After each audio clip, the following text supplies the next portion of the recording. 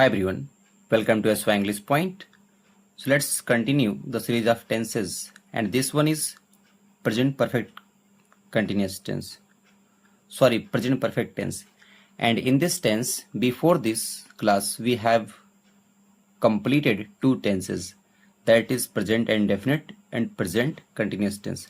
So if you haven't watched the tenses, you can go to my videos, go to my channel and see there, because this is a tense, and if we watch it in a sequence, so through this way we will learn it in a better way. So let's continue the series of tenses, and after this series you will be able to recognize any kind of tenses, and you will also know that where you can use these tenses. So let's begin.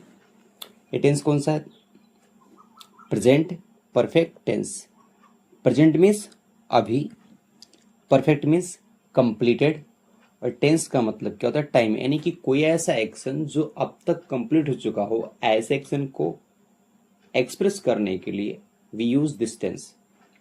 सो अगर आप जो video है इसके अगर आप word by word explanation देखेंगे तब भी आप इससे बहुत कुछ सीखेंगे. Word meaning, structure, pronunciation, many more. So let's begin. तो आप word by word, line by line explanation पर please pay attention.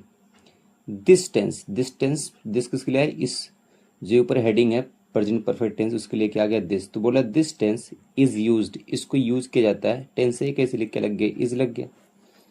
In the following veg, following means निम्नलिखित, वेज मीन्स तरीके से. तो इस देखिए, अगर प्रेजेंट परफेक्ट टेंस को आपको पहचानना है तो सबसे बेस्ट तरीका क्या है? हम ऑब्जर्व करेंगे, देखेंगे हैव या फिर हैज, और उसके बाद वर्ब की कौन सी form? Third form. Third form को हम बोलते हैं पास्ट पार्टिसिपल फॉर्म. अब what is the difference between has and have? Have जो होता है ये आता है प्लूरल सब्जेक्ट के पहले. कौन से सब्जेक्ट के पहले? प्लूरल सब्जेक्ट के पहले. और जो हैज आता है ये आता है सिंगुलर सब्जेक्ट के पहले. अब क्या होता है प्लूरल? तो देखते हैं. अगर सब्जेक्ट हो आई और क्या हो? वी या यू हो, या फिर क्या हो? दे हो, या फिर कोई ऐसा प्लूरल नाउन हो, तो उसके बाद में हम कौन सी हेल्पिंग वर्ब का यूज करते हैं? हैव का. और बाकी ही, सी, इट, नेम या फिर सिंगुलर नाउन के पहले हम क्या लगाते हैं? हैज लगाते हैं. और इसमें हमेशा वर्ब की कौन सी फॉर्म आती है? थर्ड फॉर्म आती है. ये बताता है किसी कंप्लीट एक्शन को. मान लीजिए कोई एक्शन पास्ट में शुरू हुआ और अभी जाके कंप्लीट हो चुका है, लेकिन इसका इम्पैक्ट अब भी है. इसका पहला देखेंगे, इसका स्ट्रक्चर अंत में हमने दिया है पूरी लिस्ट, तो आप सिर्फ देखिए, उसके बाद अंत में स्ट्रक्चर देखिए, उसके बाद खुद बनाइए. तो देखिए, टू एक्सप्रेस एन एक्शन, एक ऐसे एक्शन को एक्सप्रेस करने के लिए that has been recently completed, जो रिसेंटली कंप्लीट हुआ. रिसेंटली का मतलब होता है हाल ही में. देखिए ए भी प्रेजेंट परफेक्ट टेंस ही है, स्टेटमेंट भी. कौन सा वॉइस है? पैसिव वॉइस है, क्योंकि बी के बाद अगर कभी वर्ब की थर्ड फॉर्म आ जाए तो कौन सा वॉइस होता है? Passive voice. तो बोल रहा है ऐसे एक्शन को एक्सप्रेस करने के लिए जो अभी हाल ही में क्या हुआ हो? कंप्लीट हुआ हो. जैसे मान ली कोई बोल रहा है she has just taken the tea, उसने अभी अभी चाय ली है. देखिए टेकन, टेक का सेकेंड फॉर्म है taken. Take, took, taken. Tea means चाय. अब देखिए जस्ट क्या है? एडवर्ब है. अब देखिए जो जस्ट एडवर्ब, उसका प्लेस अगर आप देखेंगे तो ये हेल्पिंग वर्ब और मेन वर्ब के बीच में आया हुआ. ही हैज कम नाउ, वो अब तक आ चुका है, वो अब तक आ चुका है. यानी इसमें जो एक्शन होता है क्या होता है? फिनिश्ड होता है. They have won the match, यानी कि वे मैच जीत चुके हैं. तो देखिए दे के साथ हैव लग गया, ही के साथ हैज और सी के साथ हैज. दूसरा यूज क्या है? टू डिस्क्राइब एन एक्शन, एक ऐसे एक्शन को डिस्क्राइब करने के लिए the time of which is not given, जिसका समय गिवन ना हो. मतलब वो एक्शन कब हुआ? जैसे मान लीजिए पास्ट से लेके अभी तक. अब मैं किसी ऐसे एक्शन की बात कर रहा हूँ जिसका होने का समय दिया नहीं है, अनिश्चित समय. ये मैं बोल सकता हूँ कि एक्शन यहाँ भी हो सकता है कंप्लीट हुआ हो, यहाँ हो सकता है कंप्लीट हुआ हो, या फिर यहाँ या फिर यहाँ. यानी उस एक्शन का टाइम नहीं दिया कि कब वो एक्शन किया गया था। तो ऐसे एक्शन को एक्सप्रेस करने के लिए हम क्या करते हैं, प्रेजेंट परफेक्ट टेंस का यूज करते हैं। जैसे अगर आप देखेंगे, स्पेशली ये क्वेश्चन के फॉर्म में होता है। जैसे कोई पूछ रहा है किसी से, have you done MSc in maths, तो बोल रहा क्या अब से पहले कभी भी आपने एमएससी किया है किसमें, मैथमेटिक्स में। देखिए ये इंटरोगेटिव सेंटेंस है। इंटरोगेटिव को जो फाइंड आउट करने का बेस्ट तरीका क्या है, उसके एंड में क्या लगता है, क्वेश्चन मार्क। और देखिए हेल्पिंग वर्ब कहाँ आती है, सब्जेक्ट के पहले आती है। डन डू का थर्ड फॉर्म है, और इसमें आपको फॉर्म वर्ब की फॉर्म याद करना वेरी वेरी एसेंशियल है, क्योंकि without knowing the form of the verb you cannot use this tense in your real life. Second क्या, हैव यू रीड शेक्सपियर। यहाँ पर देखिए रीड नहीं रेड पढ़ेंगे, क्योंकि थर्ड फॉर्म की तरह यूज हुआ। तो बोल रहा क्या आप शेक्सपियर की किताबें पढ़े हैं अभी तक, कभी भी, लेकिन क्या अब तक आप शेक्सपियर की किताबें पढ़े हुए हैं या आप कभी पढ़े हैं।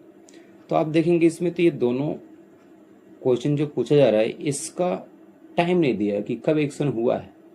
जो स्पीकर है, जो पूछने वाला है, वो अनसर्टेन है, इसीलिए कौन सा टेंस यूज किया है, प्रेजेंट परफेक्ट टेंस। जैसे बोल सकते हैं have you met Shahrukh Khan, क्या आप शाहरुख खान से मिले हैं। Have you seen this movie, क्या आप इस मूवी को देखे हैं। Have you pass this exam, क्या आप इस एग्जाम को कभी पास किए हैं। तो ऐसे एक्शन को एक्सप्रेस करने के लिए हम कौन सा टेंस यूज करते हैं, प्रेजेंट परफेक्ट टेंस। और हमारे दिमाग में ये होता है कि एक्शन कंप्लीट आपने किया है कि नहीं किया, बस अब एक्शन कंप्लीट कब हुआ इसका टाइम नहीं दिया होता है। नेक्स्ट क्या है, टू डिस्क्राइब पास्ट इवेंट, यानी पास्ट के इवेंट को डिस्क्राइब करने के लिए। The effect of which still exist, जिसका प्रभाव अब भी है। देखिए कोई पास्ट का एक्शन हो जिसका इम्पैक्ट अब भी हो, तो वैसे एक्शन को एक्सप्रेस करने के लिए हम कौन से टेंस का यूज करते हैं, प्रेजेंट परफेक्ट टेंस का यूज करते हैं। जैसे आप बोल सकते हैं I have finished my work, मैं अपना काम पूरा कर चुका हूँ, ये पास्ट का एक्शन है। अब वो क्या बोल रहे हैं, नाउ आई एम फ्री, अब मैं क्या हूँ, फ्री हूँ। तो यानी कि एक्शन पास्ट में शुरू खत्म हुआ, लेकिन अब उसका असर क्या है कि अब मैं फ्री हूँ, अब मैं कोई भी काम कर सकता हूँ। तो कोई ऐसा एक्शन जो पास्ट में फिनिश हुआ हो लेकिन उसका इम्पैक्ट अब भी हो, तो वैसे एक्शन को एक्सप्रेस करने के लिए आप कौन सा टेंस यूज कर सकते हैं, प्रेजेंट परफेक्ट टेंस। अगला यूज क्या है, टू डिस्क्राइब एक्शन, ऐसे एक्शन को डिस्क्राइब करने के लिए दैट स्टार्टेड, जो शुरू हुआ है, इन द पास्ट, कहाँ पास्ट में, एंड में और आर कंटिन्यूइंग अंटिल नाउ, और अब तक जारी रहा, and possibly will continue into the future, और फ्यूचर में भी कंटिन्यू रहेगा।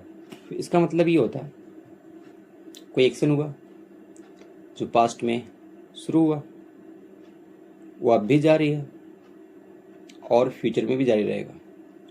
यानी अब तक ये आप बात कर रहे हैं कि अब तक कितनी बार एक्शन पूरा हो चुका है, और ये आप नहीं बोल सकते कि ये कंटिन्यू रहेगा कि नहीं रहेगा, लेकिन आपके दिमाग में ये है कि एक्शन फ्यूचर में कंटिन्यू रहेगा। जैसे मान लीजिए आप तैयारी कर रहे हैं कोई एग्ज़ाम की, और जैसे मान लीजिए फॉर एग्जांपल एसएससी सीजीएल हो गया, तो इसकी तैयारी आप कर रहे हैं।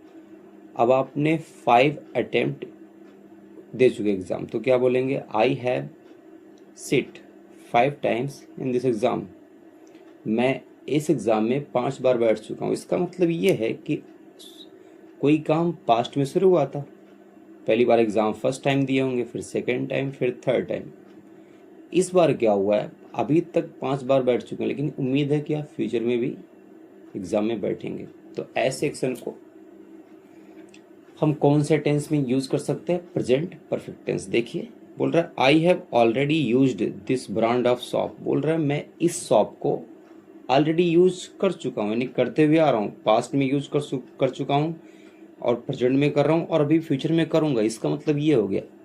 तो ये डिपेंड करता है स्पीकर पे। अगर स्पीकर कोई एक्टिविटी पास्ट में शुरू किया है और वो अब तक कंटिन्यू है, और उससे लग रहा है कि he will be continue that activities in the future as well, so ऐसे एक्शन को एक्सप्रेस करने के लिए प्रेजेंट परफेक्ट टेंस आप यूज कर सकते हैं।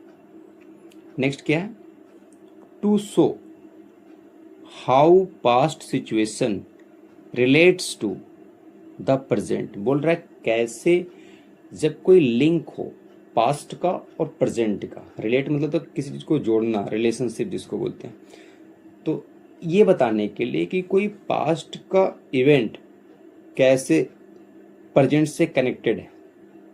जैसे अगर एग्जाम्पल के थ्रू देखेंगे तो क्या दिया, बोल रहा है I have done my work, मैं अपना कार्य कर चुका हूं। सो इसलिए I can help you with yours, इसलिए मैं तुम्हारे कार्य में मदद कर सकता हूँ, मेरा कार्य हो चुका है। तो पास्ट में हो चुका है मेरा कार्य, अब मैं अगर तुम्हारे कार्य की हेल्प करूँगा तो वो प्रेजेंट से कनेक्ट कर रहा है। तो कोई एक्शन जो पास्ट में फिनिश हुआ है लेकिन उसका कनेक्शन किससे, प्रेजेंट से, यानी कि अब मैं हेल्प करूँगा तुम्हारे वर्क में। देखते हैं इसका स्ट्रक्चर अफर्मेटिव का।